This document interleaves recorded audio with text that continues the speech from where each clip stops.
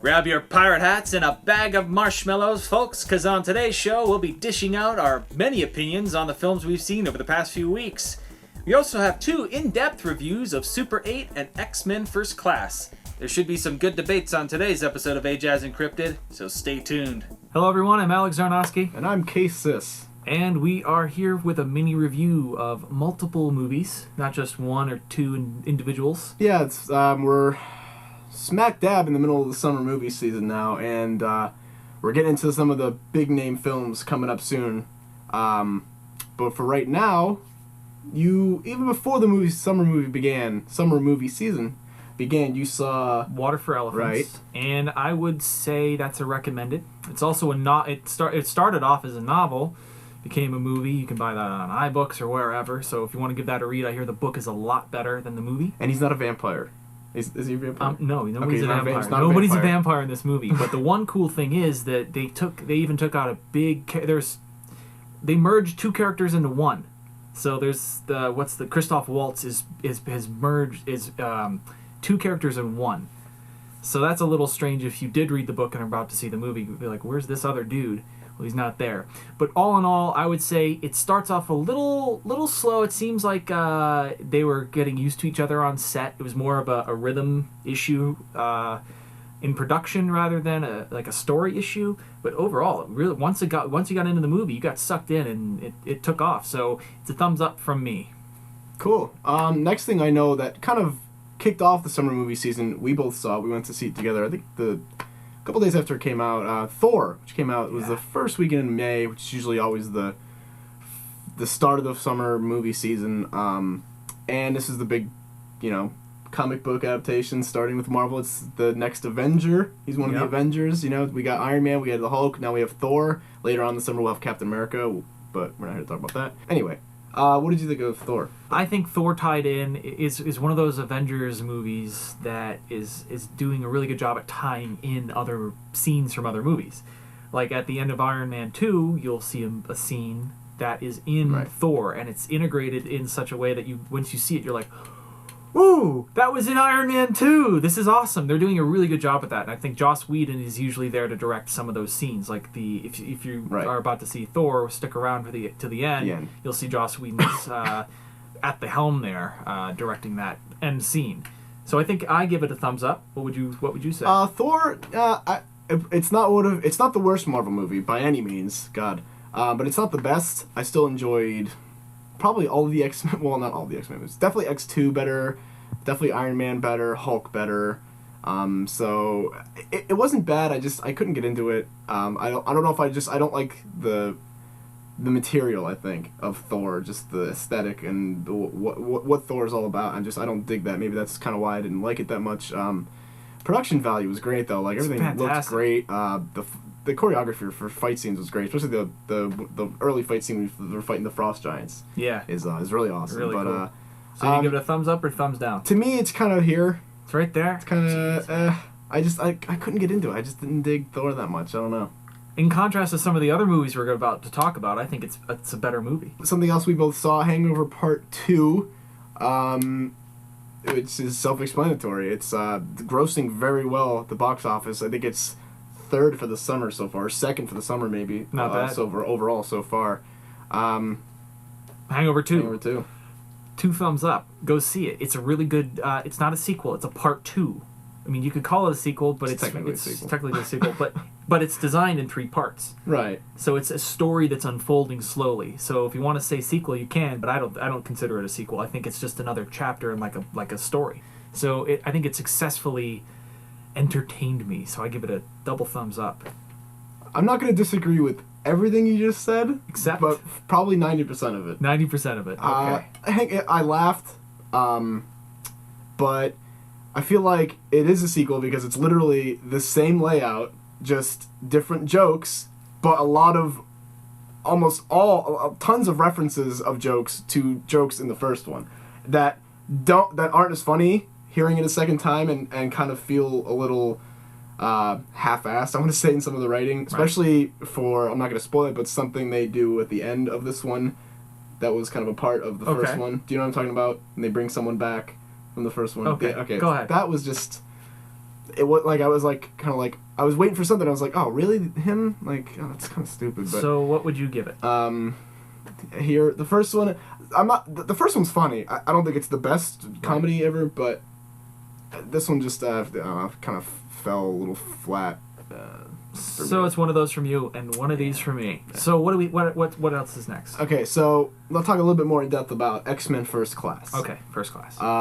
Which is a Matthew Vaughn film. Matthew Vaughn did... I know he did Kick-Ass, which have you seen Kick-Ass? Not yet. Kick-Ass is an awesome movie. It's on Great Netflix. movie. Great movie. It's in the queue. And he comes around to this. The thing about this is that... Okay, X-Men First Class is an adaptation of, I think, a couple different sources. I know there's definitely an X-Men First Class comic book. And I think they take some from that and they take some from another comic. But that's the one thing that I can think that causes a couple problems in this movie. I'll get to that in a little bit. But anyway, it stars James McAvoy, Michael Fassbender, Kevin Bacon, January Jones, Jennifer Lawrence, a whole lot of people. A bunch of other people. So anyway, the movie itself that moves really fast. It's got pretty good. The writing itself is pretty solid. Although it gets weird with the chronological order of some events and characters where they come in, and it's kind of weird because it doesn't really make sense in the whole aspect of the Marvel Universe. But it's kind of hard because the Marvel Universe is so, especially X-Men, is so vast. You know what I mean? It's really hard to kind of pinpoint, and they had to fill it in with some characters, and I don't know. I would have agreed with some of them, but overall, I think it was pretty cool. But the relationship between Xavier and Magneto was just spot on. Yeah. And Kevin Bacon is freaking awesome in this movie, man. It's one of those things I wanted to talk about. If there's one thing I could never have thought would be any cooler was a nuclear Kevin Bacon, a nuclear version of Kevin Bacon. That's as cool and even cooler than it sounds. Yep. And he's in the beginning with that accent. He's just great. Like fantastic German accent. Just absolutely great. That opening scene's great. He slipped a little for me in some areas. Which is weird because they opened this movie up with the exact same opening as the first one. Just a remake of the same one. Yes. Which is kind of interesting, but it's... I liked watching... It's kind of a little bit faster. It's not as... It's drawn out as the first one, but... It's basically shot for shot except for the pacing. That's pretty much. But it's kind of cool. It's kind of like a throwback, you know what I mean? But the fight scenes, like the choreography of the film, the fight was cool. I love the way they display the uses and creative ways to use their powers in this. And like, specifically Azazel, when he's grabbing people and picking them up and dropping them out of nowhere, and they hear the bodies falling outside. Yeah, that cool. is like why couldn't Nightcrawler do that in the second movie? You know, that's awesome. Because he's a good boy. Yeah. He's a goody two-shoes. But he tries to kill the president in the opening scene of X2, which is one of the coolest X-Men scenes ever. But yeah, Azazel doing that, and Banshee using his... I mean, that's kind of how he flies anyway, but using his vocal things to fly, and just awesome stuff. And awesome scene with Magneto with the knife. The knife. Where he flies it in and he brings it back. And so we could both agree that that's one of our favorite scenes. That's an awesome scene. One of my favorite scenes that made me laugh the hardest was when... what's his name? The blue dude. I can't even think of his name right now. Beast. When Beast does a barrel roll, and he growls, that cracked me up. Yeah. That was one of my favorite shots. Some of the lines are cheesy, especially with Mystique. There's that one scene, mutant and proud, or whatever they say. He says that a couple times, but it's a little cheesy. Some of it's cheesy, and I feel like that's part of the rush.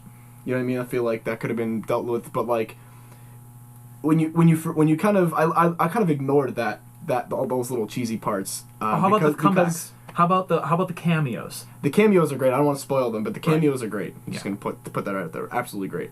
But yeah, I mean, I love this movie a lot. I would definitely recommend it. It's probably in the top couple of my favorite Marvel movies. Like, I think this is up there with Iron Man and The Incredible Hulk, and I mean, I think this is the best X-Men. I think of all the X-Men. All right, so you give it a recommendation. I give it a absolutely. Yeah, this is great. Let's move on now to a movie that I have been waiting to see since the first previews came out like a year or two ago. Yeah, those early teasers. At least 2 years, and it did take 2 years to make because I just heard a recent interview with the director on Howard Stern, and it was very in depth. We're talking about Super 8, and Super 8 is. If you're a big fan of E.T., of any of the early Spielberg movies, you'll be a huge fan of Super 8. Anyway, it's a bunch of kids and their relationships and what happens to them during a huge event. And it's almost like you think E.T. and you'll think why Steven Spielberg picked this up to executive produce. J.J. Abrams wrote the script. He directed the script. And as soon as he took it over to Spielberg's house, he said, I'm in. He said, you have a movie called Super 8? I'd like it. I like the title. I'm in. Because Abrams used to cut Steven Spielberg's Super 8 films when he was younger. Yeah, that's cool. It's a crazy, crazy thing. So these guys, another cool fact is Steven Spielberg had asked J.J. Abrams to write War of the Worlds. And if you've seen Super 8, you'll see why he would want him to write War of the Worlds. It's I wish he very, did. very I think it would have been a lot better. Very close. Anyway, why don't you start off with your impressions of the movie? Super 8 is, besides Rango, is my favorite movie of the year. Rango has a very special place in my heart. All right. Rango, it's just like it hits every part of me emotionally and just the kid in me. Okay. But this meets the other part of kid in me, like. The adventure. If you are a fan of those Amblin films from the 70s, those Spielberg movies, this is an homage to Steven Spielberg. This is like Steven Spielberg, here you go, buddy. Like you are God. And it does it brilliantly. Like I was just saying, kind of like how XMen had that. This movie has such heart. It's got such deep, like, emotional impact, and it's just great the way, like, the messages it sends. Think Lost, right? When you say that, right? And it's all like the relationships between the kids is nailed. Awesome. So it's just.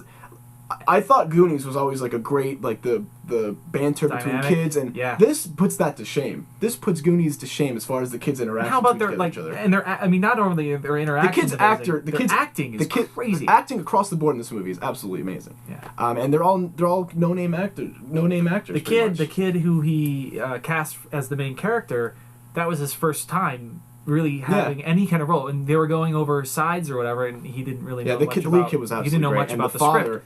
The father was absolutely brilliant too.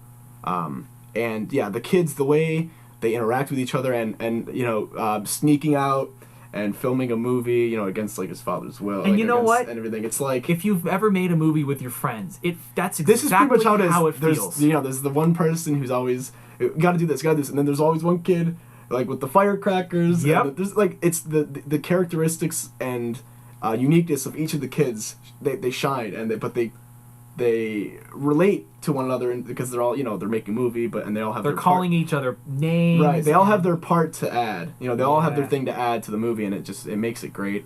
As far as the whole monster aspect of the movie goes, let's just say that there is a monster aspect, and let's leave it at that.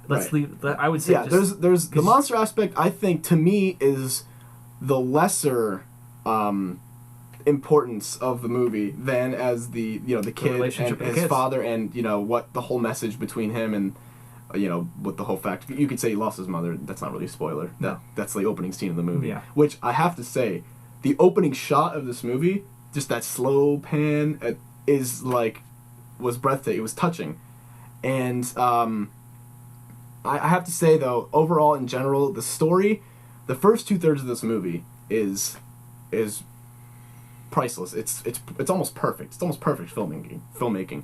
The last third is, I have a couple problems with some of the things, but I can't really get into it going into spoilers. But the last, if anything fails in this movie, there's a couple parts where it kind of falls apart at the end, and some emotional things don't connect while others do, and it's just a couple things fall apart. But overall, it's fantastic. Yeah. So I definitely give it a 4 thumbs up. If I had 4 thumbs, I'll give it 8 thumbs up. Okay. So definitely go see this movie. And you know what? That's it for us. So we'll see you next time. Thanks for joining us.